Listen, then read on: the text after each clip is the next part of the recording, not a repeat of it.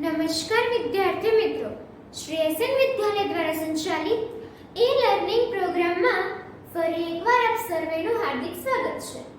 ગયા લેક્ચરની અંદર આપણે પરમાણ્વીય ક્રમાંક અને પરમાણ્વીય દળાંક વિશે શીખેલા હતા કે કઈ રીતે પ્રોટોન અને ઇલેક્ટ્રોનની સંખ્યાને આધારે પરમાણ્વીય ક્રમાંક આપી શકાય અને કેવી રીતે પ્રોટોન અને ન્યુટ્રોનના સરવાળાથી પરમાણ્વીય દળાંક શોધી શકાય. કે ઘણી બધી થિયરી એના વિશે આપણે ગયા લેક્ચરની અંદર શીખેલા હતા. આજે આપણે બે નવા ટોપિક વિશે સમજવાનું છે કે જેના વિશે આજ સુધી આપણે કોઈ પણ માહિતી મેળવેલી નથી. અને એમાંનો ફર્સ્ટ ટોપિક છે સમદળીય અથવા સમભારીય. ફર્સ્ટ ટોપિકનું નામ છે આપણું સમદળીય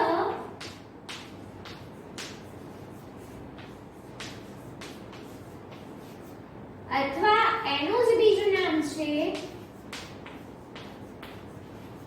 સમભારીય.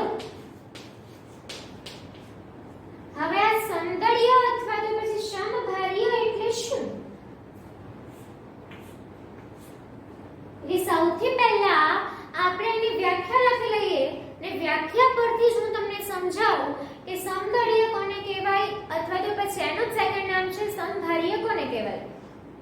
સૌથી પહેલા આપણે ટૂંકનોંધની અંદર ધારો કે તમને એક્ઝામમાં ક્વેશ્ચન પૂછાયો કે સમદળીય વિશે ટૂંકનોંધ લખો, તો સૌથી પહેલા એનો ફર્સ્ટ પોઈન્ટ આપણે આપવાનો છે એની વ્યાખ્યા. સમદળીય અથવા તો સમભારીયની વ્યાખ્યા શું થશે? તો કે જુદા જુદા તત્વોના પરમાણુ જુદા જુદા તત્વોના પરમાણુ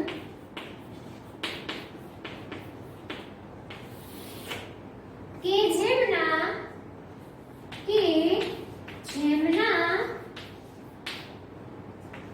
પરમાણ્વીય ક્રમાંક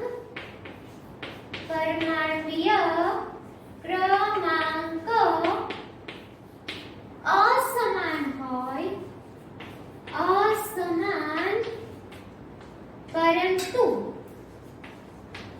પરંતુ તેમના પરમાણ્વીય દળાંક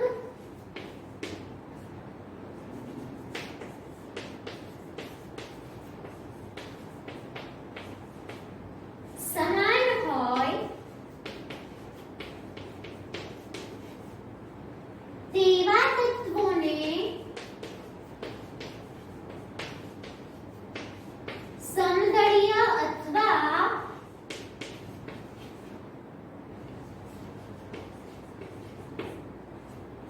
સમભારીય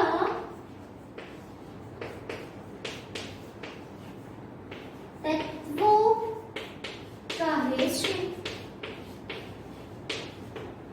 હવે આપણે સમદળીયથી સમભારીય શું છે એને સમજીએ. શું કીધું છે? જુદા જુદા તત્વોના પરમાણુ એટલે કે એક જ તત્વના પરમાણુ લેવાના નથી.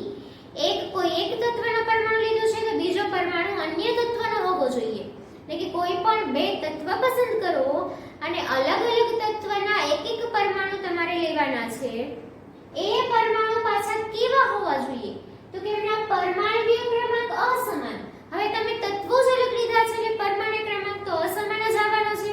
એટલે કે તેમનો પરમાણ્વીય ક્રમાંક અલગ હોવો જોઈએ પરંતુ તેમના પરમાણ્વીય દળાંક સમાન હોવા જોઈએ.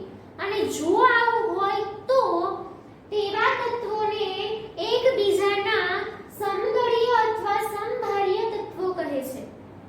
ફોર એક્ઝામ્પલ વાત કરીએ તો ઉદાહરણ તરીકે આપણે લઈ શકાય એનું ફર્સ્ટ એક્ઝામ્પલ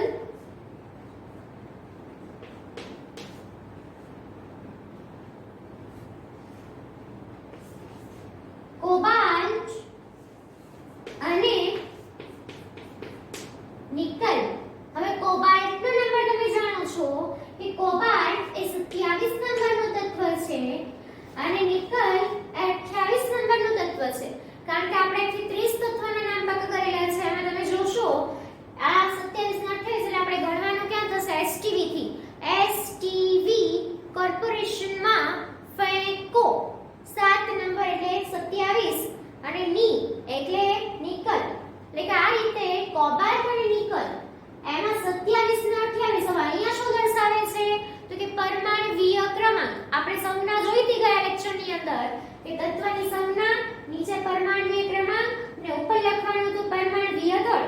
એટલે એ મુજબની સંજ્ઞાની અહીંયા હું વાત કરું છું. કોબાલ્ટનો પરમાણ્વીય ક્રમાંક કેટલો છે 27, નિકલનો ક્રમાંક કેટલો છે 28. હવે જો શું કીધું છે પરમાણ્વીય ક્રમાંક અસમાન છે, પરમાણ્વીય ક્રમાંક અસમાન, પણ આ બંનેના પરમાણ્વીય દળ તમે કોષ્ટકની અંદર જોશો તો અહીંયા 59 છે અને અહીંયા 59 છે.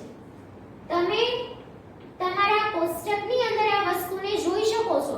જે કોષ્ટક મેં તમને ફાઇનલ કોષ્ટક આપેલું છે ઇલેક્ટ્રોનની રચના અને પરમાણુનું દળ ને બધું શોધીને, એની અંદર તમે આ વસ્તુને જોઈ શકો છો કે આપણી જે પરમાણ્વીય દળ નામની કોલમ છે એની અંદર 27 નંબર અને 28 નંબર બંનેમાં 59 લખેલા હશે, એટલે કે બંનેનું દળ 59 છે.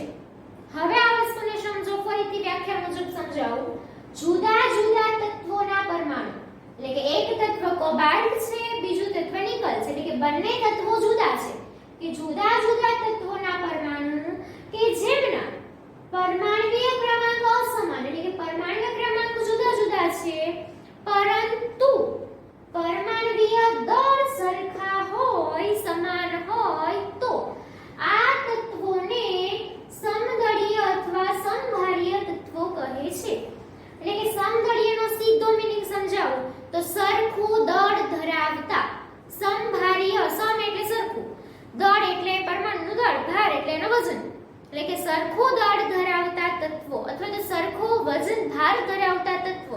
એટલે કે અહીંયા તમે જોશો તો આનું દળ એ સરખું છે, આ બંનેનું દળ કેવું છે સરખું છે, અને દળ સરખા ધરાવતા હોવાથી આવા તત્વોને આપણે સમદળીય તરીકે ઓળખીએ છીએ.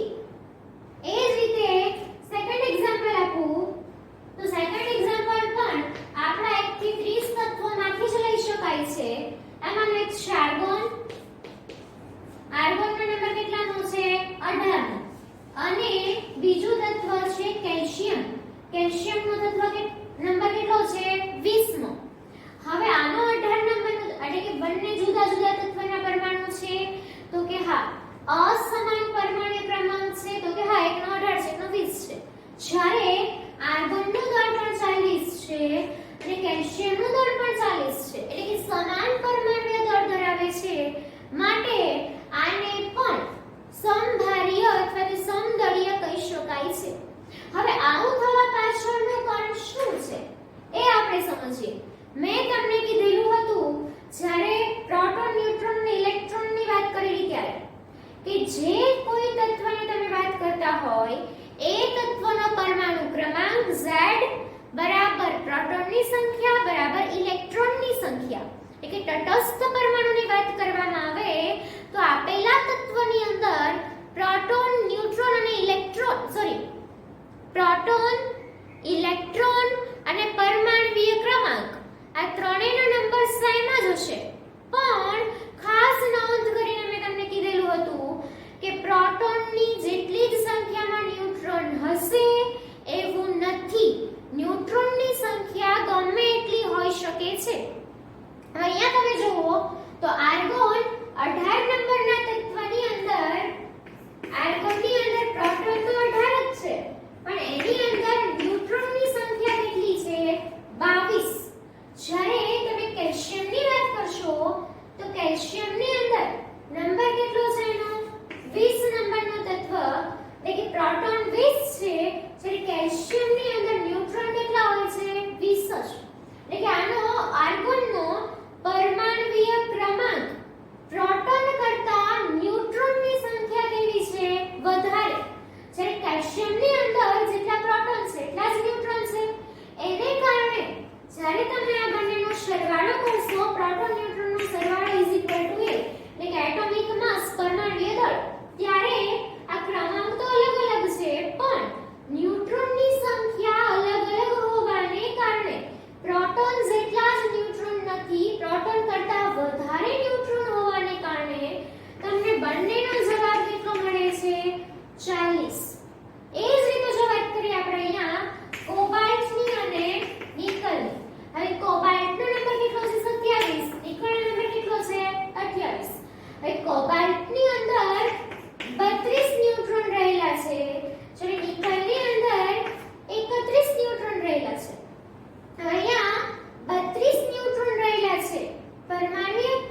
ટોટલ સંખ્યા કરતા ન્યુટ્રોન ઘણા બધા વધારે છે. જો કે આમાંય ન્યુટ્રોનની સંખ્યા પ્રોટોન કરતા વધારે તો છે જ, પણ આના કરતા આના ન્યુટ્રોન કેવા છે વધારે, એટલે એને કારણે પણ આનો જવાબ તમને કેવો મળે છે, સરખો.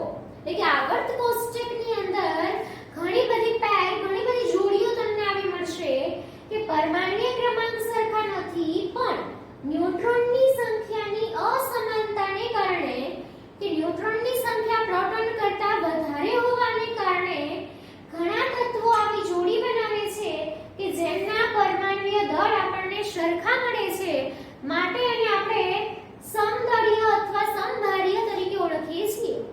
અને તમારી જાણકારી માટે કે 1 થી 30 તત્વની અંદર આ બે જ જોડી છે. તમે તમારું પરમાણ્વીય દળવાળું કોષ્ટક જોઈ શકો છો, એમાં તમને પરમાણ્વીય દળની અંદર સરખી સંખ્યા મળતી હોય એવી આ બે જ જોડી મળશે. આર્ગોનમાં 40 હશે, કેલ્શિયમમાં 40 હશે, સરખા છે, મતલબ આ એક પેર, એક જોડી બની ગઈ. એ જ રીતે કોબાલ્ટ અને નિકલની અંદર પણ તમને પરમાણુ દળ સરખું જોવા મળશે. એટલે હવે તમે સમજી ગયા હશો કે ક્રમાંક હંમેશા અસમાન જ હોવા જોઈએ, પણ દળ હંમેશા સરખું હોય તો એને સમદળીય કે સમભારીય કહેવામાં આવે છે.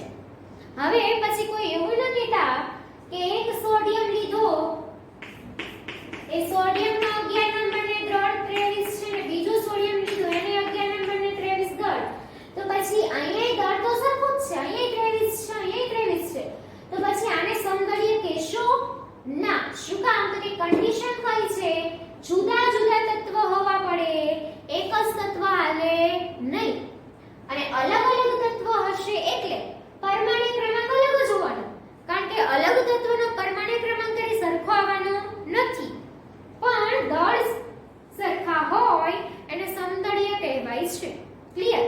હવે એક વસ્તુ આ સમદળીય અથવા સમભારીયનો એક ગુણધર્મ આપણે યાદ રાખવાનું છે. હવે અહીંયા તમે જોઈ શકો છો કે તત્વ કેવા છે, અલગ અલગ છે.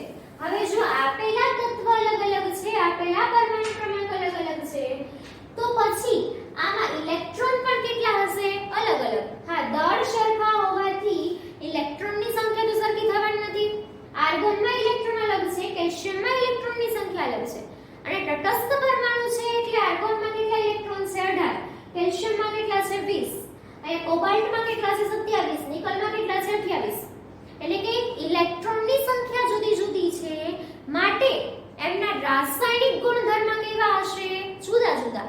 શું કામ? તો કે રાસાયણિક ગુણધર્મ કોના ઉપર આધાર રાખે છે, ઇલેક્ટ્રોનની સંખ્યા ઉપર આધાર રાખે છે. એટલે કે અહીંયા એક વસ્તુ લખી શકાય કે ગુણધર્મ તમે લખી શકો છો કે જુદા જુદા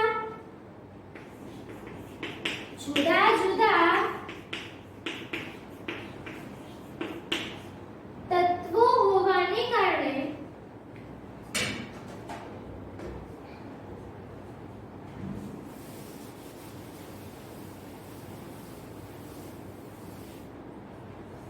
સમદળીયમાં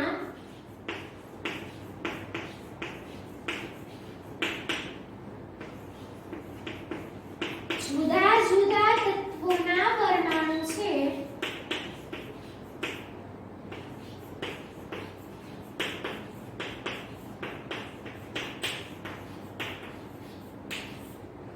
તેમના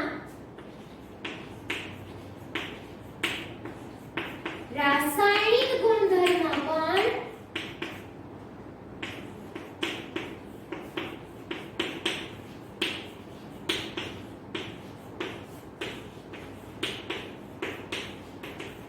જુદા જુદા હોય છે.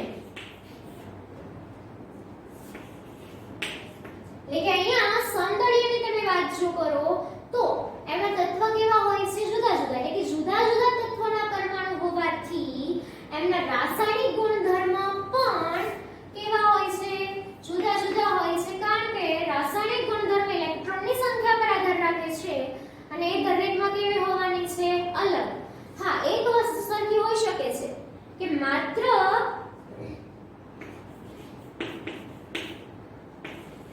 આ તત્વોના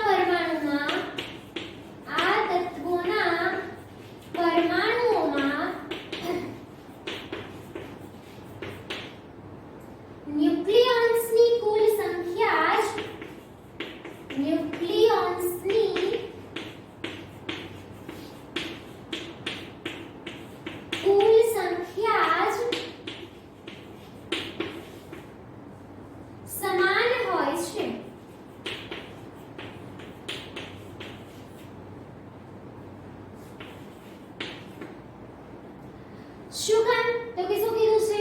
ન્યુક્લિયોન્સ એટલે આપણે જાણીએ છીએ કે પ્રોટોન અને ન્યુટ્રોનને ન્યુક્લિયોન્સ તરીકે ઓળખવામાં આવે છે.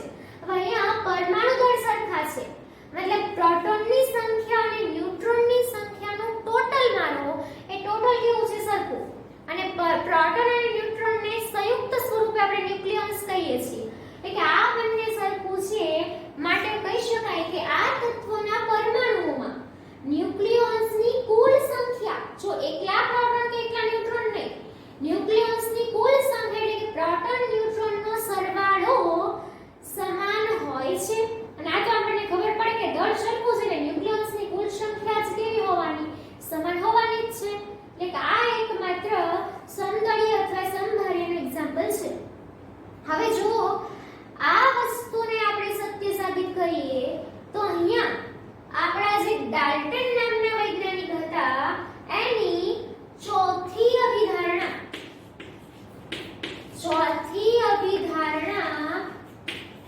અસત્ય સાબિત થાય છે.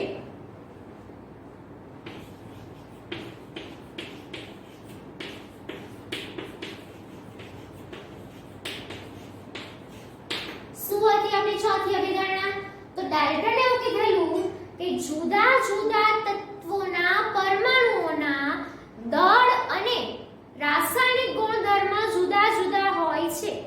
હવે જુદા જુદા તત્વના પરમાણુના દળ જુદા જુદા કહ્યા હતા, જ્યારે અહીંયા તો જુદા જુદા તત્વોના દળ તો સરખા મળ્યા. એટલે કે ડાલ્ટન સંપૂર્ણ રીતે સત્ય નહોતો. એની અભિધારણાને પૂરેપૂરી સત્ય કરી શકાય નહીં. શું કામ? તો કે આપણી પાસે દેખીતું ઉદાહરણ છે કે સમદળીયથી સમભાર્ય છે એ એની અભિધારણામાં અપવાદ રૂપમાં આવે છે. કે એને એવું કીધું કે તત્વ જ અલગ હશે તો એનું દળ પણ અલગ જ હશે. જ્યારે અહીંયા તો એવું છે નહીં, તત્વ અલગ હોવા છતાંય એનું દળ સરખું મળ્યું. એટલે કે ડાલ્ટનની ચોથી અભિધારણા અસત્ય સાબિત થાય છે, પૂરેપૂરી સત્ય એને કહી શકાય નહીં. ક્લિયર? આટલું જ યાદ રાખવાનું છે કે અલગ અલગ તત્વ એટલે કે પરમાણુ ક્રમાંક અલગ જ હશે, જ્યારે દળ એમના સરખા હશે. એટલા માટે એને સમદળીય 1 થી 30 ના બે જ ગણ છે અને બે યાદ રાખવાના છે. એકમાત્ર ગુણધર્મ કે અલગ અલગ તત્વના પરમાણુ હોવાથી રાસાયણિક ગુણધર્મ અલગ અલગ હોય છે, માત્ર ન્યુક્લિયોન્સની કુલ સંખ્યા જ સરખી હોય. ડાલ્ટનની ચોથી અભિધારણાની આ મર્યાદા છે કે આ અપવાદરૂપ બાબત કહી શકાય. ક્લિયર અહીંયા સુધી? તો ચલો ફટાફટ નોટબુકની અંદર નોંધ કરી લ્યો. ત્યારબાદ આપણે નેક્સ્ટ ટોપિક વિશે ભણીએ. ને આપણો નેક્સ્ટ ટોપિક છે સમસ્થાનિકો.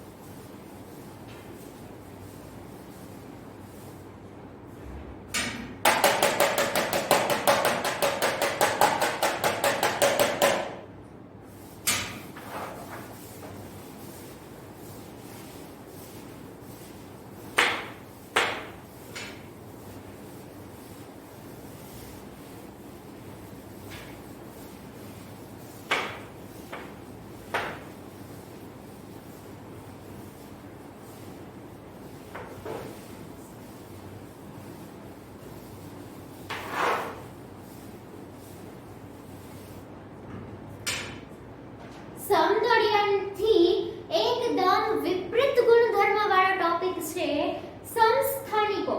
ખાસ સમદળીય અને સમસ્થાનિકમાં ભૂલ ન થાય આપણે જોવાનું છે.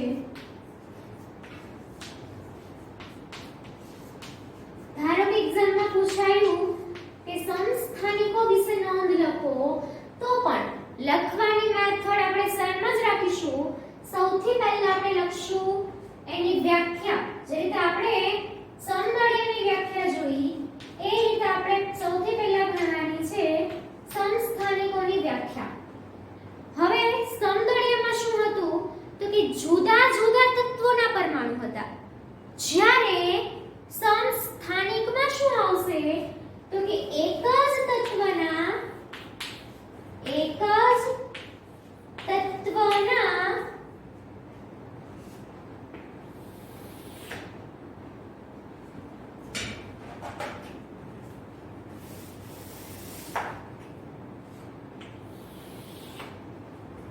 જુદા જુદા પરમાણુ, એક જ તત્વના જુદા જુદા પરમાણુઓ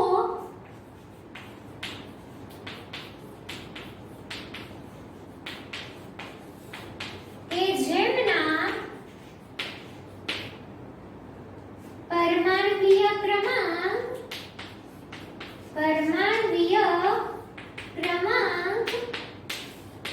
સમાન હોય પરંતુ તેમના પરમાણુવીય દળાંક અસમાન હોય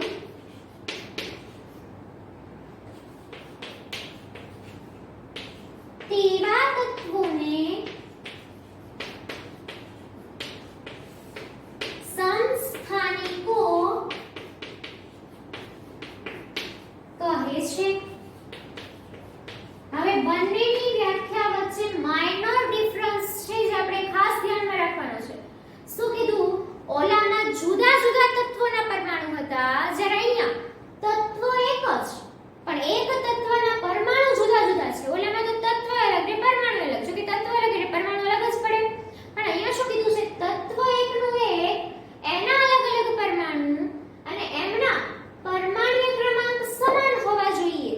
જ્યારે એમના પરમાણુય દળાંક અસમાન હોય તેવા તત્વોને સમસ્થાનિકો કહે છે.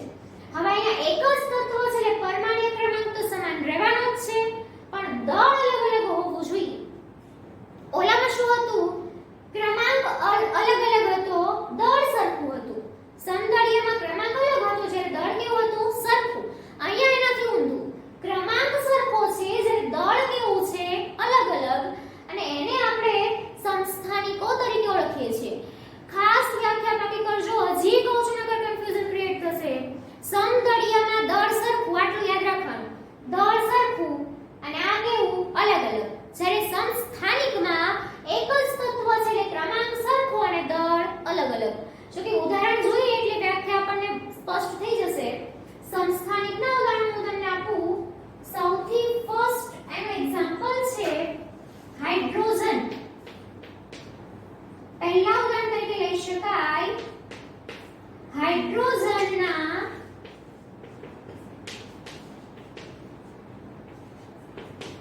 3 સમસ્થાનિકો છે.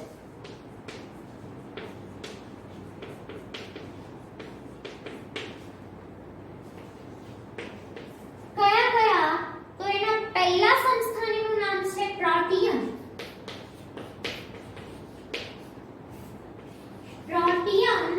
અને એને આપણે હાઇડ્રોજન તરીકે પણ ઓળખીએ છીએ. આપણે જે હાઇડ્રોજન નામ બોલીએ છીએ એનો પ્રોટિયમ નામનો સમસ્થાનિક છે અને એની સંજ્ઞા H અથવા આ રીતે દર્શાવી શકાય H11.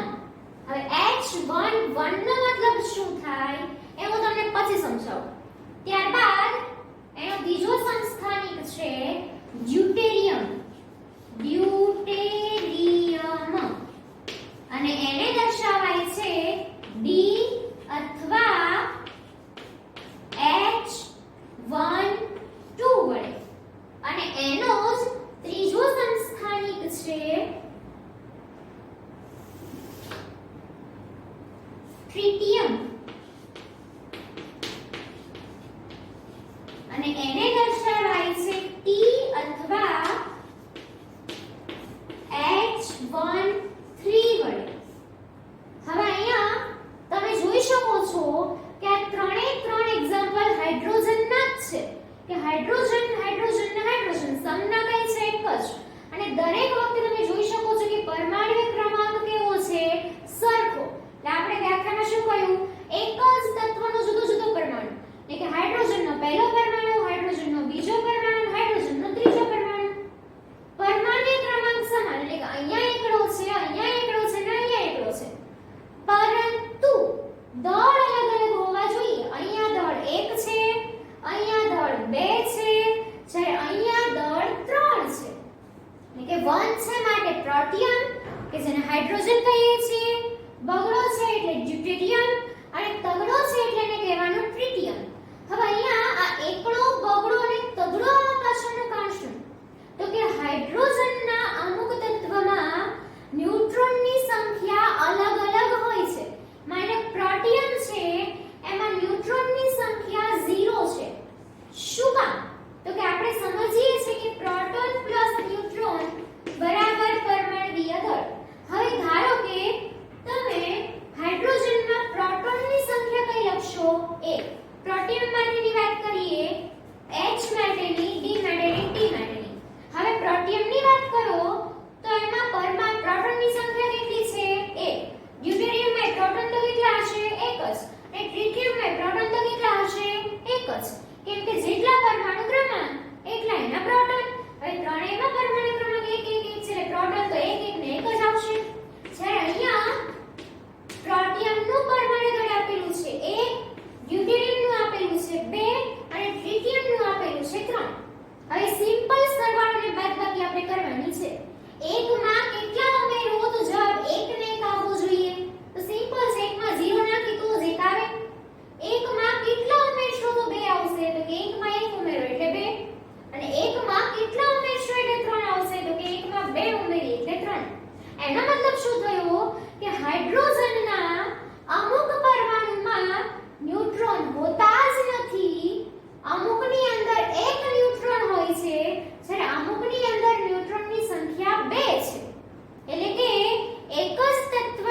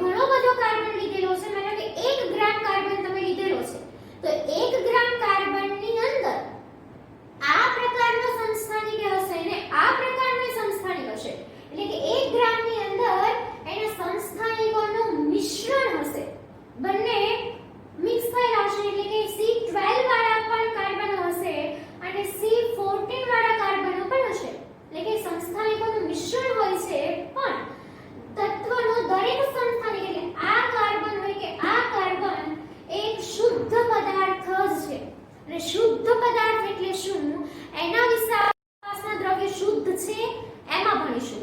જો કે સિમ્પલ અત્યારે વાત કર દો તો તત્વ હંમેશા શુદ્ધ પદાર્થમાં જ આવે છે. એટલે શુદ્ધનો મીનિંગ એવું કે પ્રક્રિયા કરેલી નથી. એટલે કે અહીંયા કાર્બને કોઈ પ્રક્રિયા કરેલી છે નહીં, પોતે એકલો છે, સ્વતંત્ર જ છે, ઇલેક્ટ્રોન પોતાનામાં જેટલા છે એટલા જ છે. હવે આ કાર્બન કે આ કાર્બન ઇલેક્ટ્રોનની સંખ્યામાં કોઈ ફેર પડતો નથી અને મૂળભૂત ઇલેક્ટ્રોન ધરાવે છે માટે એને શુદ્ધ પદાર્થ કહેવામાં આવે છે. એટલે આ રીતે ઘણા તત્વો સંસ્થાનિકોનું મિશ્રણ ધરાવે છે. ધારો કે કાર્બન ધરાવે છે, ક્લોરીન ધરાવે છે, હાઇડ્રોજન ધરાવે છે. અમુક તત્વ છે માનો કે સલ્ફર છે, ઓક્સિજન છે, નથી પણ ધરાવતા. અમુક તત્વ ધરાવે છે જ્યારે અમુક તત્વો આવા મિશ્રણ ધરાવતા નથી કારણ કે એમના સંસ્થાનિકો જ નથી. અને જે સંસ્થાનિકનું મિશ્રણ ધરાવે છે એમાં પણ દરેક સંસ્થાનિક શુદ્ધ પદાર્થ છે ઇલેક્ટ્રોનની આપલે કે કંઈ કરેલું હોતું નથી. અને સેકન્ડ વાત કરીએ તો એવું કહી શકાય કે તેમના એટલે કે સંસ્થાનિકોના રાસાયણિક ગુણધર્મો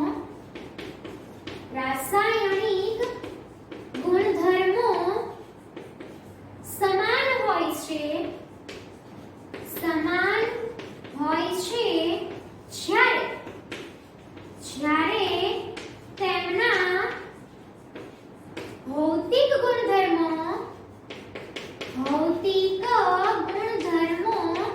અલગ અલગ હોય છે.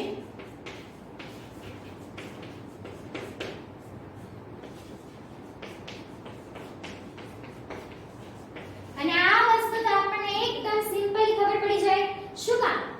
તો કે ઇલેક્ટ્રોનની સંખ્યા સરખી છે કે રાસાયણિક ગુણધર્મ બદલાવાના છે ને. હવે હાઇડ્રોજનનો ગમે સંસ્થાનિક લ્યો ઇલેક્ટ્રોન તો છે એટલા જ રહેવાના. કાર્બનનો કે ક્લોરીનનો કોઈ પણ સંસ્થાનિક લ્યો ઇલેક્ટ્રોન છે એટલા જ રહેવાના. એટલે જો ઇલેક્ટ્રોન ચેન્જ નથી થતા તો રાસાયણિક ગુણધર્મ ચેન્જ થતા નથી. જો આગળ સૌંદર્યમાં આપણે શું લખ્યું હતું? રાસાયણિક ગુણધર્મ જુદા હોય. શું કામ? ઇલેક્ટ્રોન અલગ છે. જ્યારે અહીંયા ઇલેક્ટ્રોન સરખા છે, રાસાયણિક ગુણધર્મ સરખા છે, પણ ભૌતિક ગુણધર્મ અલગ અલગ છે. હવે ભૌતિક ગુણધર્મ અલગ અલગ શા માટે? તો કે આનું દળ 35 યુનિફાઇડ માસ છે, આનું દળ 37 યુનિફાઇડ માસ છે અને દળ એ ભૌતિક ગુણધર્મની અંદર સમાવિષ્ટ છે. હવે અહીંથી જ ક્લિયર છે કે દળ અલગ અલગ છે માટે એનો ભૌતિક ગુણધર્મ કેવા હોય છે?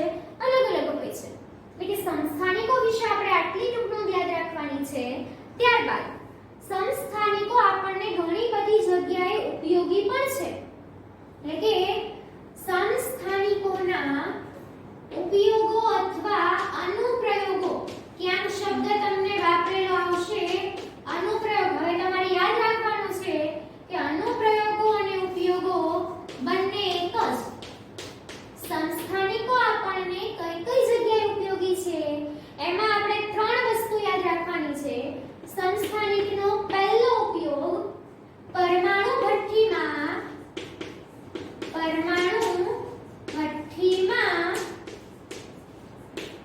બળતણ તરીકે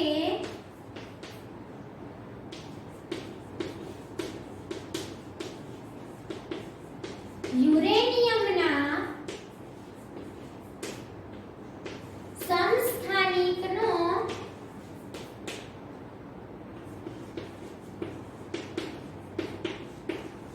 ઉપયોગ થાય છે. એટલે કે અહીંયા જે રીતે આપણે આ એક્ઝામ્પલ આપ્યા એની જેવું જ એક્ઝામ્પલ યુરેનિયમ છે, પણ 1 થી 30 12 નું છે એટલે મેં નથી લીધું. પણ યુરેનિયમના સમસ્થાનિકોનો ઉપયોગ શેમાં થાય છે? તો કે પરમાણુ ભઠ્ઠીમાં બળતણ તરીકે.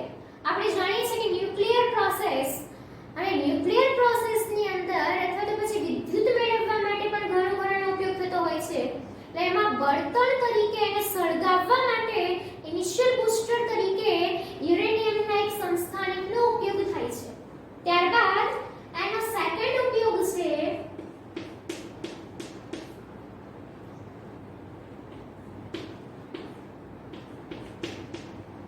કોબાલ્ટના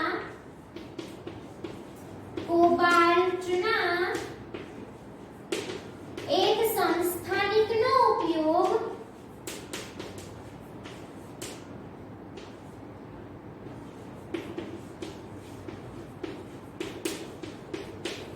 કેન્સરની સારવારમાં થાય છે. કેન્સરની સારવારમાં થાય છે. હવે કેન્સર નામના રોગ વિશે આપણે જાણીએ છીએ કે કેન્સરની અંદર દર્દીના ઓપરેશન બાદ એને કીમો આપવામાં આવે છે, જેને કીમોથેરાપી તરીકે આપણે ઓળખીએ છીએ. હવે કીમોથેરાપીની અંદર એના શરીરના અમુક કોષોને કે જે રોગગ્રસ્ત કોષ છે બાળી નાખવાના હોય છે. હવે બાળવા માટે થઈને રેડિયો સક્રિય તત્વની જરૂર પડે અને રેડિયો સક્રિય તત્વ તરીકે ત્યાં કોને લેવામાં આવે છે? કોબાલ્ટને. રેડિયો સક્રિય એટલે શું? તો કે પ્રોટોનની સંખ્યા કરતા ન્યુટ્રોનની સંખ્યા ઘણી વધારે હોય તો એ સ્થાયી રહી શકતો નથી, એટલે સંસ્થાનિક ફોર્મની અંદર એ ફરતો રહેતો હોય છે કે અલગ અલગ સંસ્થાનિકોના હોય છે. અને આ રીતે કોબાલ્ટનો એક સંસ્થાનિક કેન્સરની સારવારમાં વપરાય છે. એ જ રીતે એનો ત્રીજો અનુપ્રયોગ અને ત્રીજો અને છેલ્લો ઉપયોગ એવું લખી શકાય કે ગોઈટર રોગની સારવારમાં.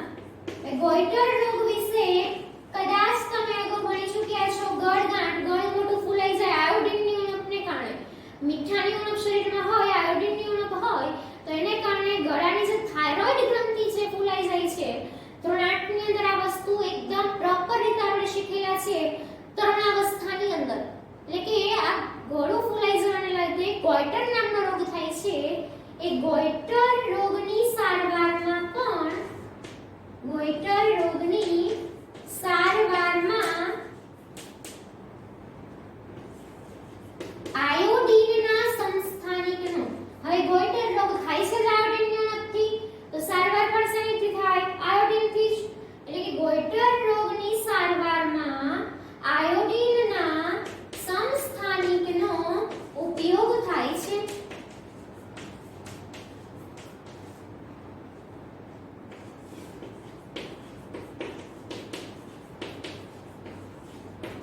એટલે કે સંસ્થાનિકના આ ત્રણ ઉપયોગો છે.